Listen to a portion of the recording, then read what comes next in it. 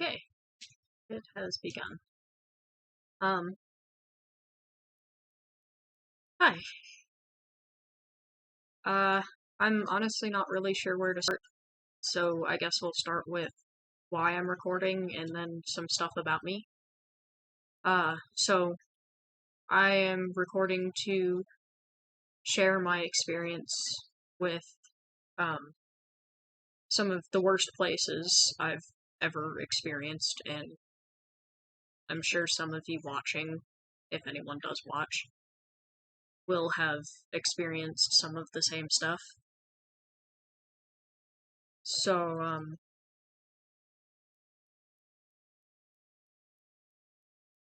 basically,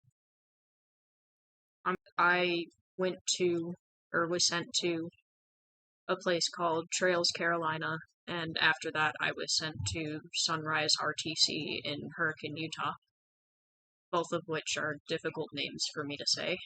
I'm going just a video about Trails to see how it goes for me, and to see if this gets any sort of attention, which I really hope it does.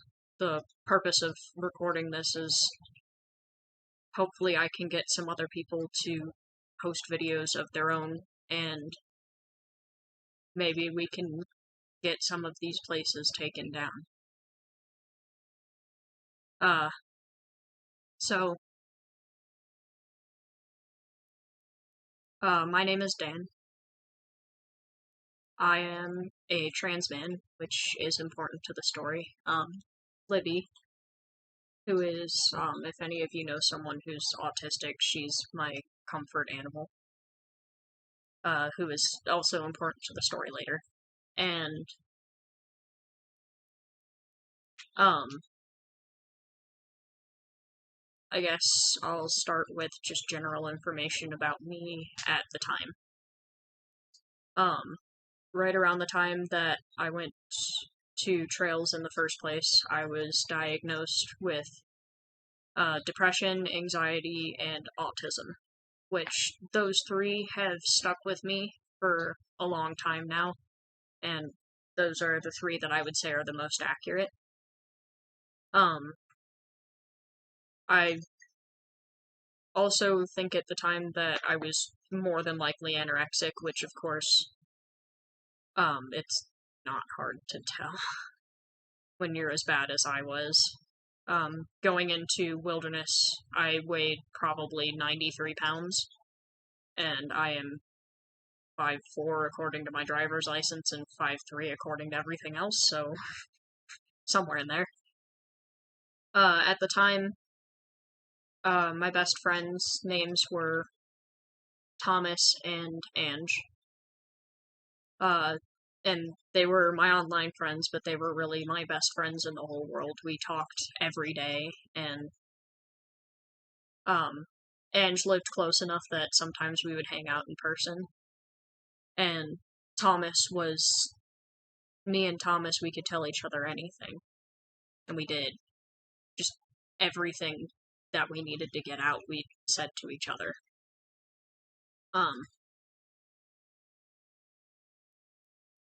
I will also say that because my parents at the time, wound up being such horrible people, that I have stopped referring to them as mom and dad and will not do so again. I've disowned them, I refuse to. So I will be calling them by their first names, which are Rose and Jay, respectively. Um, so other pertinent information, I suppose. They're divorced and had been since before the story starts. When I got outed to them as trans, it went over very, very badly, which I could probably make a whole video about. And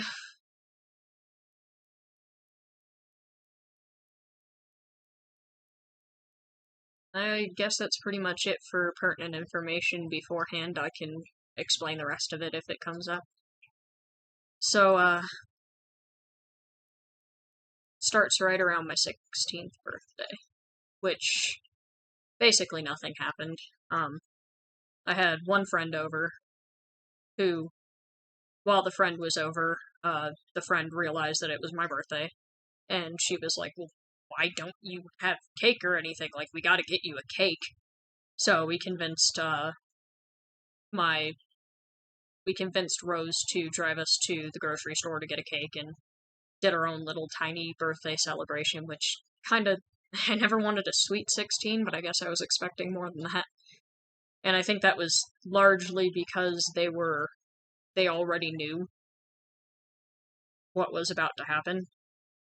I was told right around 10 days before I left, and the way that it was told to me was Rose and I had discussed a program before that was called Outward Bound,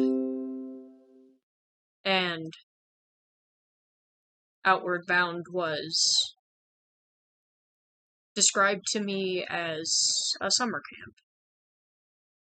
Somewhere that's fun, and yeah, you go hiking, but you still have a nice warm cabin to sleep in every night, and probably good food, and campfire stories, and games, and fun stuff.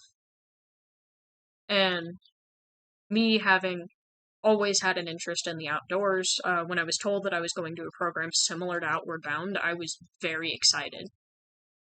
This was finally my chance to go camp and to hang out in the woods and live out all my dreams of being this expert hiker who can set up a tent in under 10 minutes and just do all of the stuff that I see other outdoorsy people do in the videos I'd watched on YouTube. And since my parents had never really been into camping, I figured this was probably just their way of getting rid of me for a summer, sure, but also getting rid of me to somewhere that's fun and somewhere that I won't mind. And during that conversation, we discussed all sorts of things. I asked my mom if we could hijack her friend's lake house, or I asked Rose if we could hijack her friend's lake house again, which we'd done the year before and was very fun. And if I'd still be able to go to the camp that I normally went to during the summer, and it was all, yeah, no, you're only going to be there for maybe 2, maybe 4 weeks, 4 weeks at the most. And so I've got all these plans. I'm like, all right, so what we'll do is I'll go to the boarding school. I start referring to the next place as the boarding school. I'll go to the wilderness program. And after I go to the wilderness program and get back, let's do the lake house again. And then after that, let's do Blue Lake.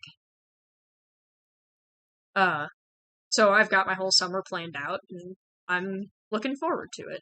So, I spend the next couple of days just doing normal stuff. I talk to Thomas a lot, and Ange, for whatever reason, dipped out right around that time, and I don't know what happened. I'm sure someone told me, but my memory is so fuzzy from back then now. So I talked to Thomas a whole bunch, hung out with my one friend a couple more times, and, baked cupcakes, and made little fires in our fire pit outside, and to practice, and just did normal me stuff. And finally, the night before rolls around and I'm talking to Thomas and he's worried, he's scared, and I'm saying it's okay. Like, this is gonna be fun. I'm gonna be back with all sorts of funny stories to tell and weird stuff that I got up to and, just stuff that happened, and like, I'll have a bajillion stories, and then you've got me for the whole time we're doing the lake house thing, and then after we do the lake house thing, I'm going to Blue Lake, which is fun anyway, and you should totally see if your parents will send you. And once we've done that, then we just go back to life as normal. I start the school year, we get to keep talking, and it'll be great. I'll just come back with some stories, and that'll be it. Like, it won't be very long at all. It'll be like Blue Lake last year. And I didn't really realize it at the time, but I was convincing myself as much as him that it was going to be okay. Because I'd known for some time now that I was probably going to get sent away. It was just little things that they said here and there that on their own don't mean anything, but together add up. And I was nervous. I was scared that this was going to be it, but I figured they're taking me there. Everybody I've ever heard of that goes to these horrible places gets kidnapped in the middle of the night and dragged there kicking and screaming. So if they're not coming for me that way, that can't be what's going on. It's just going to be a summer camp. Like, it's just going to be a summer camp. And I'm only going to be there a couple of weeks, and I imagine the extended time is just if I have so much fun that I want to stay. Which wasn't really making sense to me, but at that point I was so nervous that I was just going to do about anything to calm myself down. So, the day comes and Thomas and I are talking, and we stayed on the phone all night long. We drank tons of energy drinks and stayed on the phone and played video games and just talked. Got out our last conversation before it was going to be a minute. And, so, finally, they knock on my door, and it's probably 4 in the morning because we had an early flight. And, Rose goes, "It's time to go, Jay's here, get up and let's go." And I hadn't packed anything. I was told clothes would be provided. I wasn't supposed to bring other things, because I wouldn't have a way to carry them when I was hiking, and which, yet again, didn't make that much sense to me, but I didn't want to think about it. And so I put everything together, which would basically be what I was wearing, and Libby, and my phone and headphones, and said goodbye to Thomas, and got in the car. And we went to the airport, and it was a normal flight, and, I got a snack on the flight, and, one parental happened to not want theirs, so I wound up with 2 of them. So I saved the other one to eat later. And, so normal flight, normal getting off the flight, we rented a car, or I listened to music on the car ride.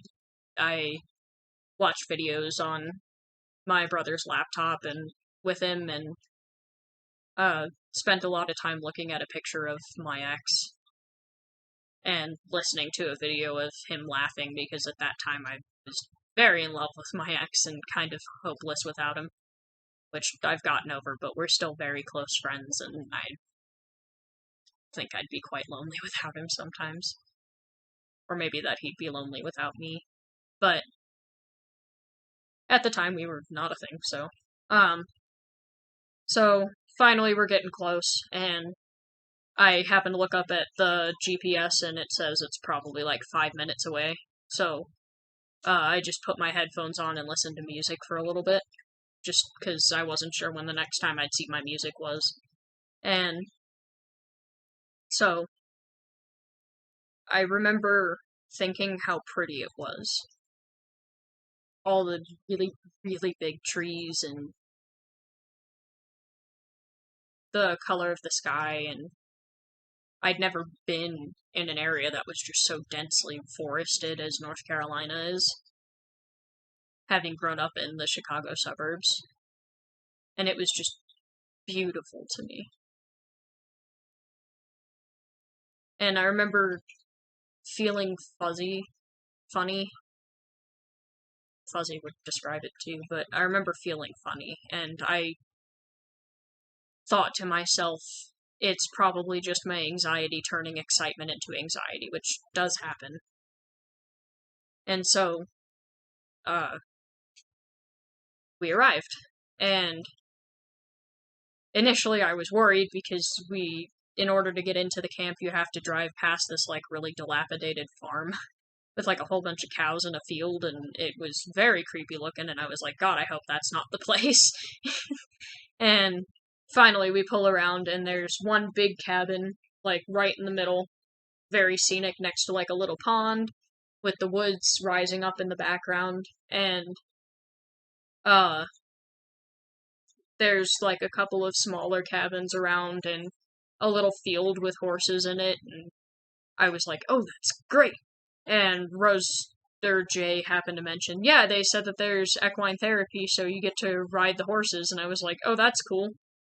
I love riding horses, and I've, like, being a rich female child in Chicago, one of the things that they do is they just kind of toss you into horse camps, because it's what they do when they don't want to babysit their own kid.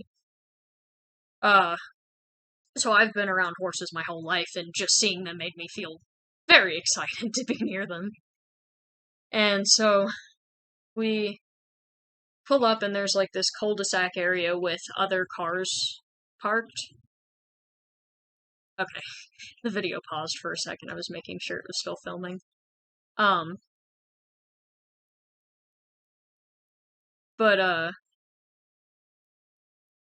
So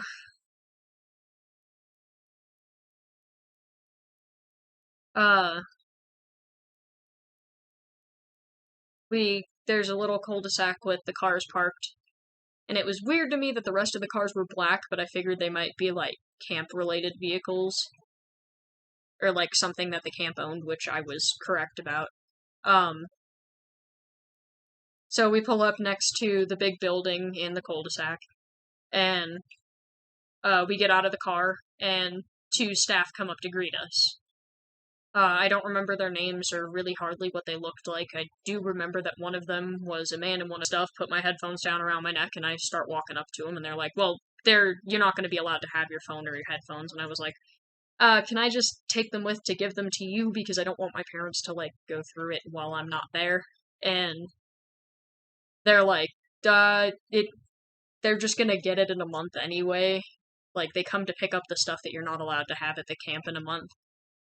So, they're gonna get it anyway, you might as well just leave it. Which, I'd already deleted everything that I thought that they could go through anyway, so I was like, alright, whatever, and I just left it in the car. And, is literally the clothes I'm wearing, and Libby. And my glasses, if you count those separately. So, I follow the staff, and I barely even say goodbye to Rose and Jay, because at this point I'm mad and don't want to talk to them. I do not want anything to do with them. Because I've been mad at them for so long for so many reasons that I'm just done. So, I go with the staff, and they get back in the car and leave. At which point I kind of, there was a moment of, should I maybe have said goodbye? And then I went, nah, it'll be fine. So, we hike down this trail to these smaller cabins that are back behind where the area with the horses were, which I asked about the horses and whether or not I'd get to ride them, and they said, well, I don't know if you get to ride them per se, but you definitely get to hang out with them sometimes, and I was like, okay, that's cool. I would much rather ride them, but I guess I can deal with petting horses for a while. Done it before. So, we go down to the cabins, and, in the cabins, I don't know what's in the cabins yet, but I'm told that I'm going to receive my stuff, right? So, we're standing outside the cabins, there's a little picnic table, so I've sat down on top of the picnic table with my shoes on the bench, like I usually do, and we're just chatting, and, as we're talking, I mention how big the trees are, and the man tells me that it's a rainforest, and that's why the trees are so big, and I was like, wow, I didn't know that there were rainforests that weren't in, like, tropical areas. And he was like, yeah, no, there's, like, several different types of rainforests, and one of them is, like, a type that's in the climates that get hotter and colder. I forget what they're called. But this is, like, actually technically a rainforest. And it's very wet here sometimes. And I was like, well, I mean, the grass still looks like it just rained, so I believe you. And so we're just chatting about nothing. Kind of doing normal stuff that you do when you're not quite sure of a person, but you'll want to think that you're going to like them. And one of them remembers all of a sudden, oh, we need to take your intake picture. So they have me stand wherever, probably in front of the building. I think it was in front of the building. And they're like, okay, say cheese, so I smile. And one of the things that they use against us a lot when we try to tell our stories like this is that a lot of us smile in our intake pictures. And it's because we don't know. At this point, we don't know. The ones of us that don't smile are the ones that got gooned. Grabbed in the middle of the night and taken there. And the ones of us that do are the ones that got dropped off by our families like nothing was wrong. So I smiled.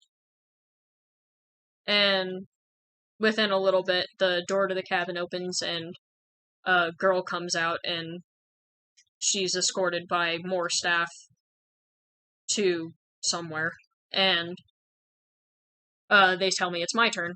And I'm like, are you going to come in with me? And they're like, nah, there's staff in there. So I go in and I'm kind of standing there like, hi. And their response is basically, hi, take off your clothes.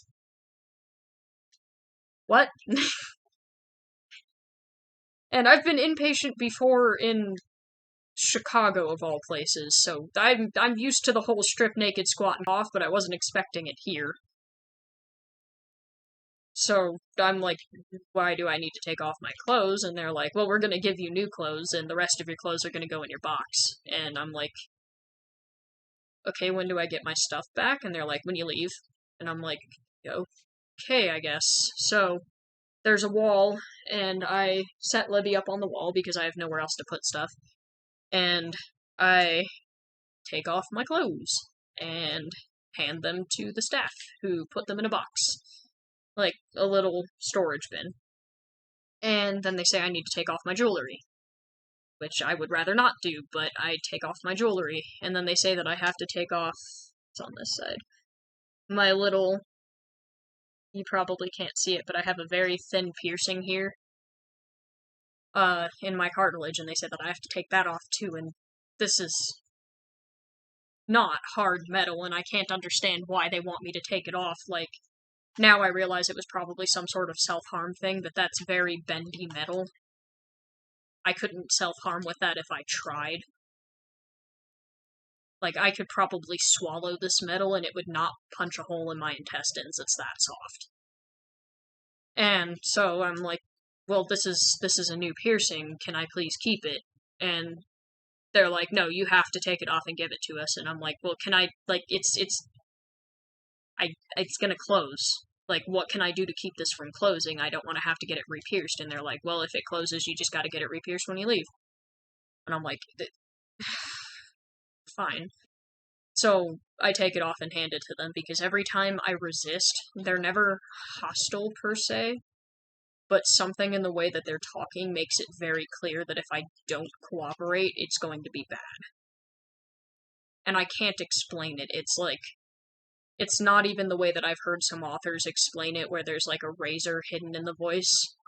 It wasn't like that. It was just this sort of understanding that arrived to me very quickly, that if I disobeyed, it would not be a fun day for me. So, I take off the earring and hand it to them, and then they see my bra, and they go, you cannot keep your bra. It has metal on the strap. And I'm like, great, there goes another thing. So I take off my bra and hand it to them. And it goes in the box, which I might add out of everything that went into that box, which is my clothing, all of my, stuff that I'm wearing, and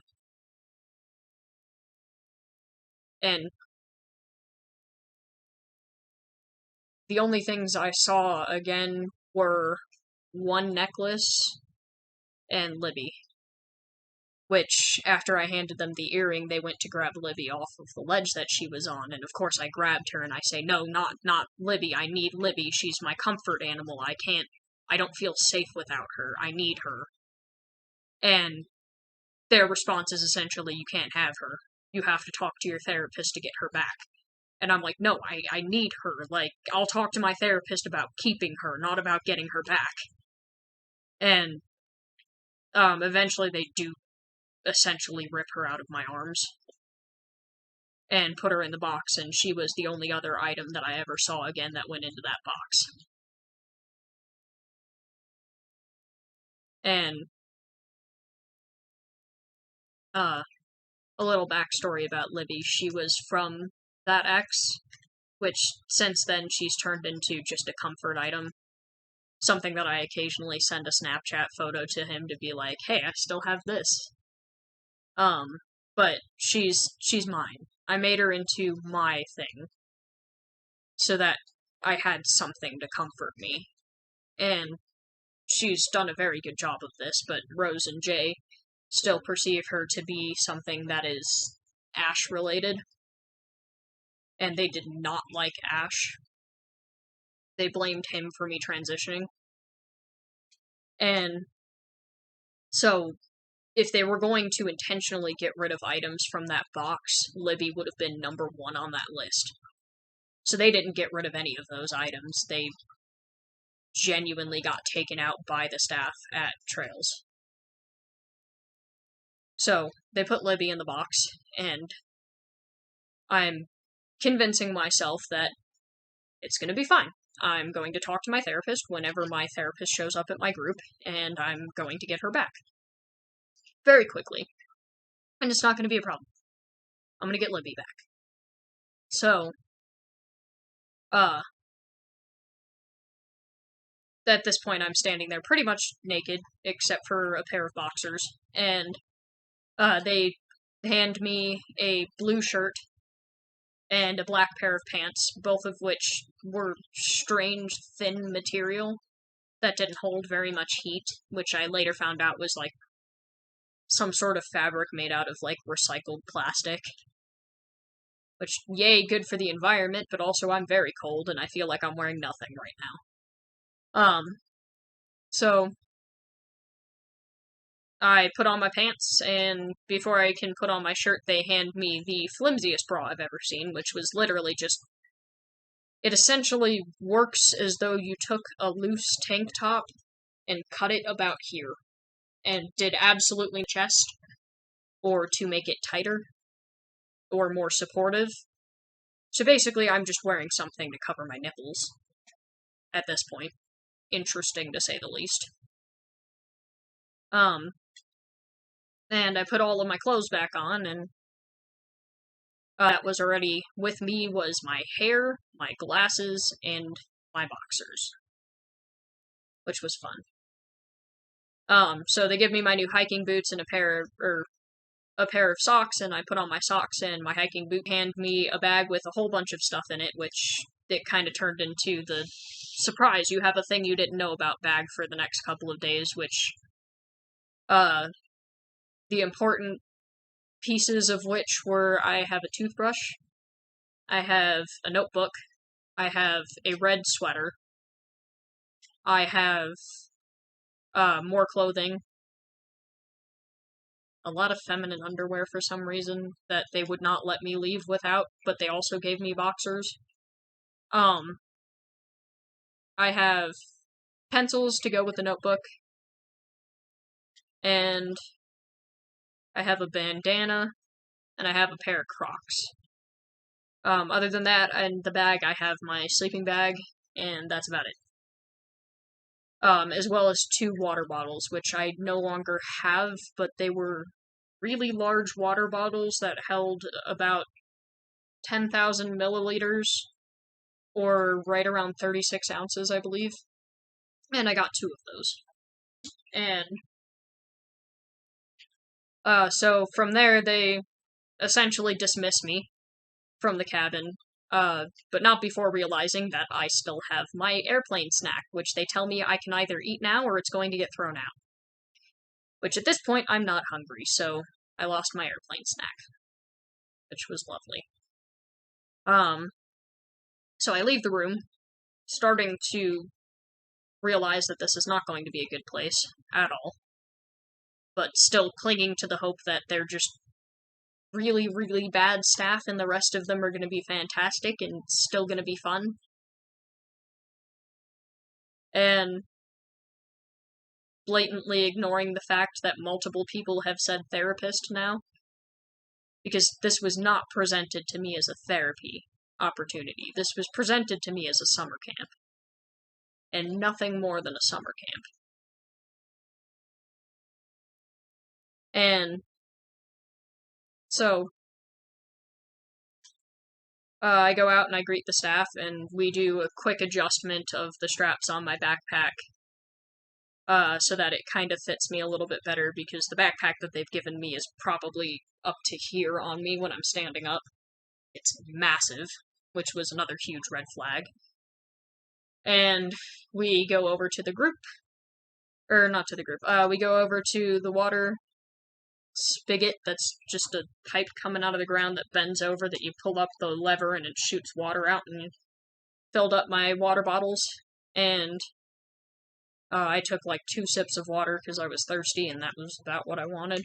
So took a couple of sips of water, and we headed over to the big building, which has a little deck on the outside of it. So if you're facing it from the front of camp, the deck is on it, and then it's like this bigger building that has 2 floors.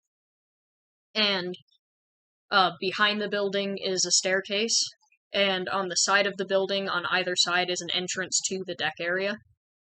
And just for a helpful layout, to the left of that area, like across the cul-de-sac, is both the horse place, and behind that is the cabins that I was just in.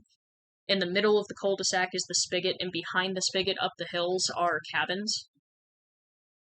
Which the cabins do become important later. And to the right there is one specific cabin that is down in the valley with the rest of stuff. Everything else is hidden up in the trees, and I couldn't see it from where we were.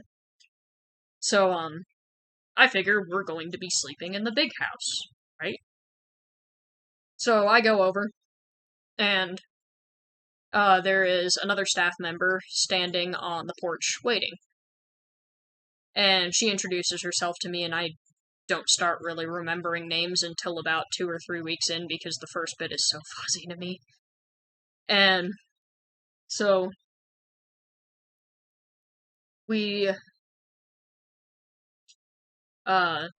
she introduces herself to me, and I introduce myself, and the other staff take the moment to excuse themselves, and I pretty much immediately go, hey, can I use the bathroom? It's been a long car ride. And the staff goes, yeah, sure. And I walk over to the bathroom, and she follows me, which I figure is just her being polite and wanting me to lead me back to the group to introduce me once the time comes, so that I'm not just walking up like, hi. Don't know what's going on, but hi. So she's standing outside, and I go to close the door, and she goes, oh, leave the door open a crack. And I'm like, why do I need to leave the door open a crack? And she's like, so that I can talk to you while you're in there. And I'm like, you're gonna talk to me while I'm in the No, I'd rather not. And she's like, well, you have to talk anytime that you are out of sight. And I'm like, what? And at this point, I have sensed enough subtle hostility that I'm like, I guess this is just what's happening. So, I barely summon up the courage to pee where another person can hear me, because at this point I have large anxiety around the bathroom, to the point that I would wait in the bathroom at school until everybody else had left, just to pee. And I tried to explain that, but she was not taking no for an answer. So, we kind of had a pleasant conversation if it weren't for the fact that I was in the bathroom, which was essentially just talking about my home life and where I was from and what it was like there and what I did for fun, and just brief conversation of pleasantries.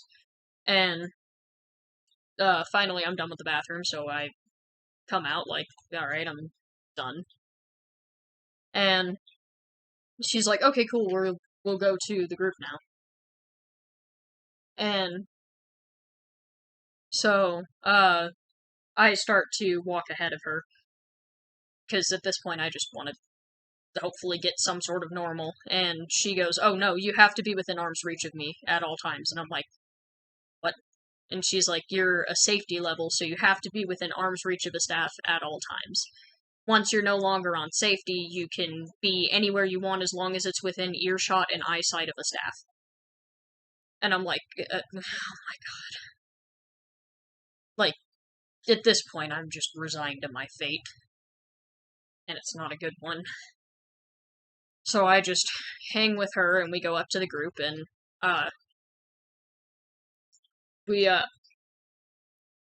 everybody's kind of separated into their little circles wherever, with whatever friends they like. And, the staff calls Charlie, and everybody else goes, Charlie, and she goes, okay, we're gonna do an intro circle, you lead the intro circle, right? And I don't know why, but she's pointed at one of the people that is wearing the same clothing as I am. So I figure that person must either be a staff that for some reason is wearing our clothing, or, like, essentially the teacher's pet. But either way, the person, we all sit in a circle, and the person goes, okay, we're going to do an intro circle. This includes your name, your age, how long you've been here, what phase you're on, and a fun question which we'll do: if you could have the tail of any animal, what tail would you have? Which, so we go around the circle. She says all of her information. Oh, and pronouns. She says all of her information and goes pass, right. And from there, everybody says something, like, within the categories, and then says pass, and the next person starts. So it gets to me, and I just go, hi, I am Dan. My pronouns are he, him. I am 16. I have been here for 0 days. I guess I'm a safety. And if I could have the tail of any animal, I guess I'd pick a fox. And then I just kind of sit there, and the staff leans over and goes, you say pass. And I was like, oh, sorry, pass. And so it goes all the way around the circle, and I remember absolutely nobody's name. And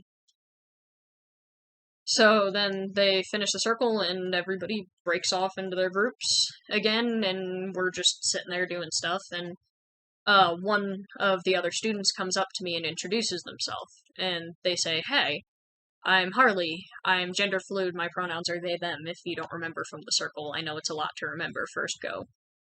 And I was like, thank you, I definitely did not remember anybody's name. And so we kind of get to talking, and they give me an apple that they'd saved from lunch. And, we just talk for a little bit, and it was nice. And, so after a while, the staff calls Charlie and says to line up. So everybody else gets in a line, and I have no idea what's going on, so I get to the end of the line. And, they start at the beginning, and the first person in line goes 1, and then 2, and then 3, all the way down the line, and it gets to me, and I'm either 13 or 14. So I just call out the number, and then they start walking, and nobody's talking, and I tried to ask where we were going, but they said that I'm not allowed to talk when we're in lines on base, so I shut up. And then we marched up to, this place called, Middle Earth, was what we called it, and it's like this gazebo-like structure, but with no floor, and it's got a fire pit in the center, and it's got logs and rocks strewn about the edge to sit on, but there's not enough for everybody, so I wound up sitting on the ground. And, it's mostly a blur. The only thing I really remember from that point forward, at least for that section of the day, was,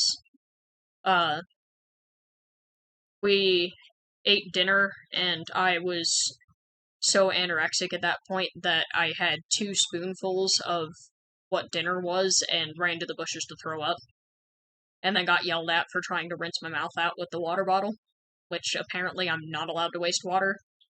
That was also when I found out that by the end of every meal, I have to have completely finished off that entire water bottle, which is hell. So I tried to chug it, and I got in a lot of very angry glares when I did not succeed. And then, had a large argument with the staff over whether or not I would actually be able to drink that much water, which, let me tell you, never got easy. I just got better at forcing myself to. It was painful.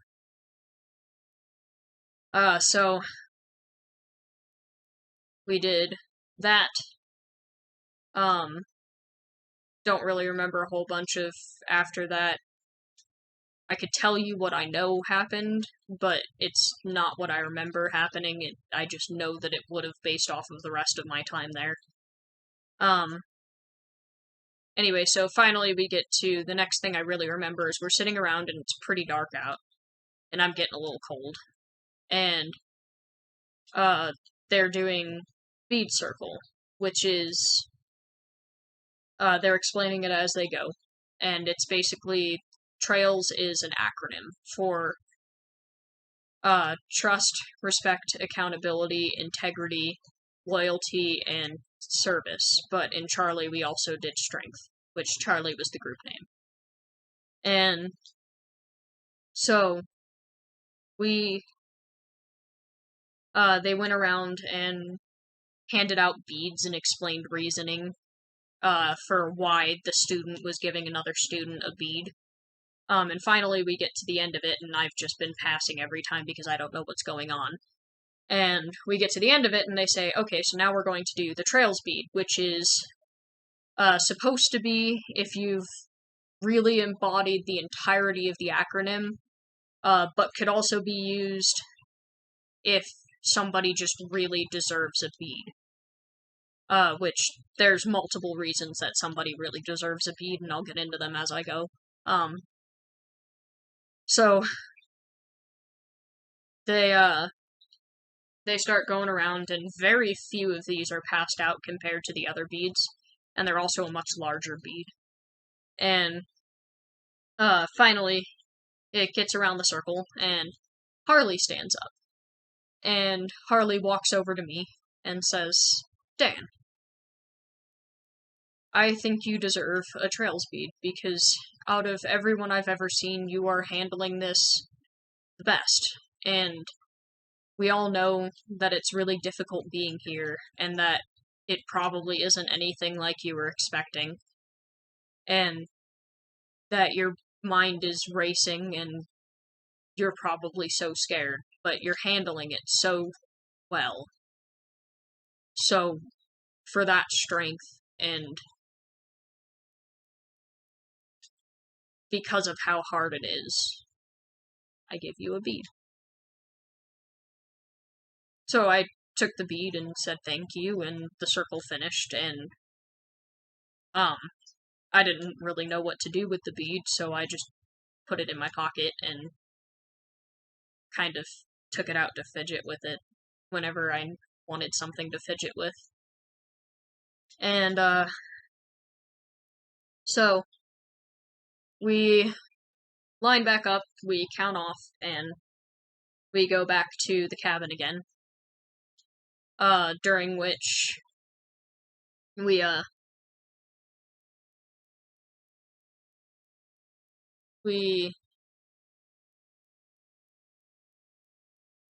well, when we get back to the cabin, I am let out back to put my,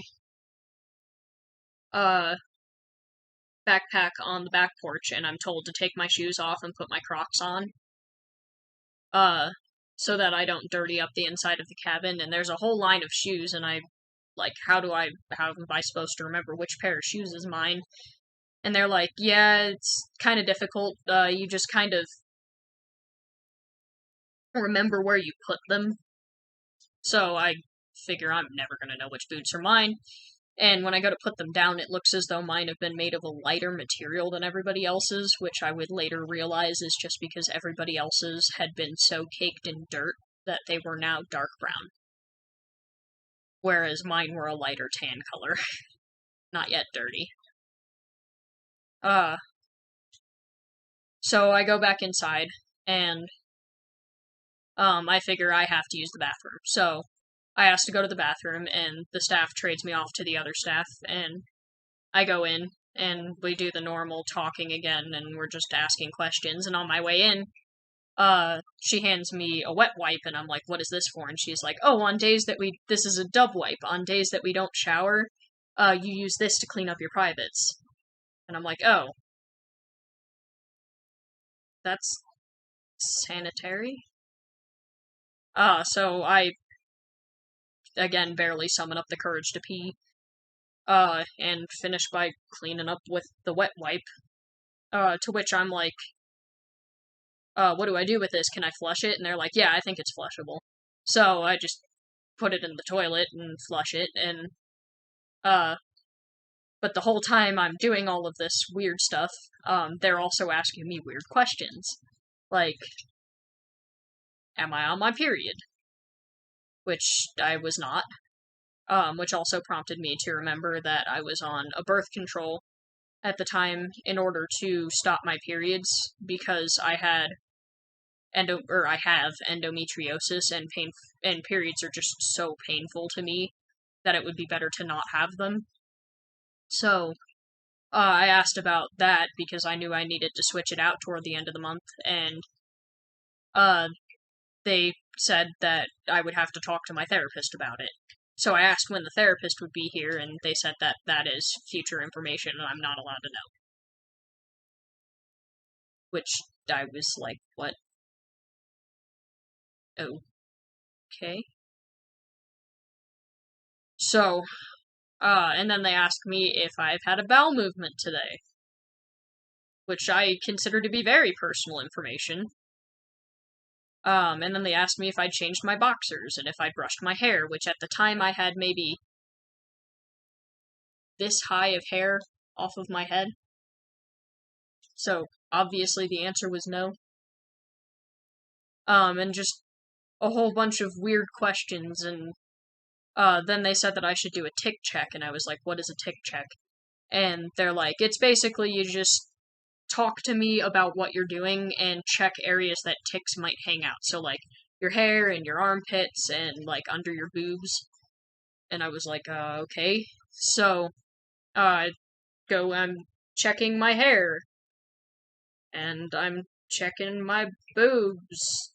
And I'm checking my armpits and my privates, I guess, and I don't know where else. And they're like, yeah, behind your knees. And I'm like, okay, I'm checking behind my knees. And kind of half-assed the thing, because duh. And, exit the bathroom, and they're like, cool beans, you're done. And then they called another name, and I was like, oh, okay, I guess everybody does this. At least it's not just me. And, so, from there, I start to head back to my staff, and I'm looking at the group, and they're all sitting around in a circle, passing around, like, powder in a container, and, like, toenail clippers and stuff like that, and, I start to freak. Because it's like, nobody's looking at me, I don't know where to sit in the group because I'm not friends with anybody, so I don't feel like I can just sit down next to somebody. And the more I'm thinking about it, the more I'm like, this is my life now. This is not a good place to be. I have no way to get out of here. My parents already left. I don't know how to get in contact with them. I don't have a phone. And it's just... And at that point, I agreed with myself almost 6 years prior that I was not going to cry ever again. So I'm standing there like, don't cry. Don't cry. Don't cry. Don't cry. I don't have Libby. I don't have Libby. I don't have Libby. I don't have Libby. Don't cry. Don't cry. Don't cry. Don't cry. Don't cry. I can't contact anybody. I don't have a phone. Don't cry. Don't cry. And I'm just slowly freaking out more and more and more and more, and finally I don't even notice it happening, but the next thing I know, Harley is standing in front of me at a respectable distance, and Harley just says, hey, are you okay? And that was all it took for me to break out into sobs. And I don't mean just crying, I mean full-blown, doubled over, hyperventilating, cannot control myself sobbing. tears streaming down my face. And I didn't even know I was capable of crying anymore, not like that. And it was the most balled up emotion I had ever felt in my life, and I didn't know how to get it out, and I didn't know what to do about it, and it just felt like it was coming in waves. Like I would be okay for a couple of seconds, then I would remember everything, and everything would come crashing down onto me again, and it was just this horrible feeling. Like, it was the worst feeling I've ever experienced in my life. And so Harley has one look at that and goes, okay, and turns to my staff and goes, we're going to go sit on the porch and talk now. Okay. And the staff kind of nods, and Harley motions for me to come with, and at this point I'm just dumb cattle following Harley, like, just take me out of this room so I can maybe freak out a little less. And so we get outside and sit down, and the staff comes out to sit down with us, and I'm like, does the staff have to be here? And the staff's like, yeah, no, all conversations have to be within earshot of a staff. I'm like, that's wonderful. So I don't really remember what Harley was saying, but a lot of it was just like, from the snippets that I can remember, it was like, it's gonna be okay, it gets better. By the time you've been here as long as I've been here, you don't even think about it. It gets better. And it takes a lot of calming me down, but finally, something that Harley says triggers a memory. And as I'm thinking about the memory, I calmed down a little bit. And what it was the first time that I ever went inpatient at a hospital. The person whose bed I was taking happened to be sitting out in the hallway when I got there, and I had to wait for hours and hours in the common room before my room was ready. And so I'm sitting there during these hours with nothing to do, and she comes up to me and she goes, hey, are you new? And I'm like, yeah. And she's like, have you ever been inpatient before? And I was like, no, I don't even know what to expect. And she was like, well, if I could give you some advice, there are 3 things that you can do here. You can either bullshit your way through it, fake everything, pretend like you're fine, and you can be out of here in 2 days. You can really buckle down and do the work and try to get better, and you can be out of here in 2 weeks. Or you can dig your feet in the mud and absolutely refuse to do any of it and make a big fuss, and you can be here for 2 months. Choose wisely. And at the time, I picked 2 weeks. And I spent the time genuinely trying to get better and getting fucked over at every turn for it. But genuinely trying. And this time, I realized maybe I could get out of here in the 2 weeks I was promised. Because during that intro circle, everybody's day count was over 70. Maybe I could bullshit my way through this and be out of here in 14 days. As opposed to 60, 70. And I set my mind on that. And I've been told my whole life when I set my mind to something, it happens. And usually that's correct. So, I put my mind to it, and I decided from that moment forward I was going to do everything I could to be out of there as quickly as I humanly could. And so I calmed down enough that I was just sniffling at that point, and Harley said, do you want a hand hug? And I was like, I'd like a real hug. And the staff was like, we're not allowed to touch each other here. So I said, okay, I guess I'll settle for whatever a hand hug is. And Harley explained to me that it is essentially this, with this hand being Harley's and this hand being mine, for 3 seconds. So we did this, and Harley squeezed my hand, and from there we went back inside, and at that point everybody was pretty much ready for bed, so I'm looking around at the bunks, like, okay, where am I sleeping? And the staff goes, on the floor. And I'm like, that's wonderful. So I go outside to get my sleeping bag, and by the time I come back in, there is a tarp laying on the floor. And so they tell me to put the tarp square. So they tell me to put my sleeping bag on one portion of the square, and then they're going to fold the rest of the square over my sleeping bag, and a staff is going to sleep on the other side, pinning me down. And I'm like, you're funny. I have really bad claustrophobia, which I am much better now, but at the time it was not good. And they were like, yeah, you don't have a choice. Which was wonderful. So I got into the sleeping bag from hell, and tried to fall asleep and it didn't work, and continued to try to fall asleep and it didn't work, and had to use the bathroom, and managed to fall asleep, and then woke up having to use the bathroom even worse, and I wasn't sure how to get the attention of the staff to go to the bathroom, and I didn't think I was allowed to just get up and go to the bathroom. So, continued to hold it until finally the third time I woke up from my haze. Which I might add, I had no pillow. I just had my scrunched up red hoodie, which was fun. And so, the third time I wake up, luckily another student had to use the bathroom as well. So they called out one of the staff's names. I don't remember her name, so I'm just going to call her Rita. And so they go, Rita, Rita, like trying not to wake anybody but her up. And the staff finally wakes up and goes, yeah? And the other kid goes, I have to pee.